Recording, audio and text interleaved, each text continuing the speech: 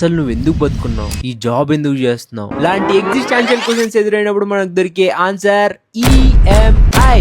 Yes, ఇవాళ మన topic అదే. Check check. నా ఫ్రెండ్ ఒకడు చిన్నప్పటి నుంచి వాడికి ఏవైతే ఇష్టమైన వస్తువులు ఉంటాయో వాడు అఫోర్డ్ చేయలేకపోయినా జాబ్ వచ్చినప్పటి నుంచి ఈఎంఐలో ఒకటి తర్వాత ఒకటి తీసుకుంటూనే ఉన్నాడు. అయితే ఒక రోజు నేను అడిగా, అరే ఎందుకురా, మన దగ్గర డబ్బులు ఉన్నప్పుడు కొనుక్కుంటాం కదా, ఇలా ఈఎంఐలో మనకి ఎందుకు ఒకటి తర్వాత ఒకటి తీసుకుంటానే ఉన్నాం అంటే ఆడు ఆ రోజు నాకు ఒక ఆన్సర్ ఇచ్చాడు. అదేంటంటే EMI gives me purpose to live, to do this job అన్నాడు. మామా నాకు అర్థం కాలేదన్న. అప్పుడు ఆడు దాన్ని ఎలాబరేట్ చేస్తూ ఇలా చెప్పాడు, నేను చేసే జాబ్ నాకు ఇష్టం లేదు, ఎప్పుడు దీన్ని వదిలేద్దామా అన్న థాటే నా బుర్రలో రన్ అవుతానే ఉంటది. అలాంటప్పుడు ఏదో ఒక డిఫైనింగ్ ఫ్యాక్టర్ ఉండాలి ఈ జాబ్, ఇలాంటి జాబ్ నేను చేయాలంటే. So that is EMI for me. It gives me reason, it gives me purpose, it is life for me. Yes, ఇదే ఇన్స్పిరేషన్ తో మనం బతికేద్దాం.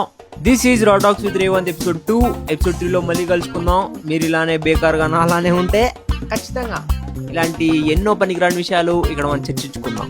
Thank you.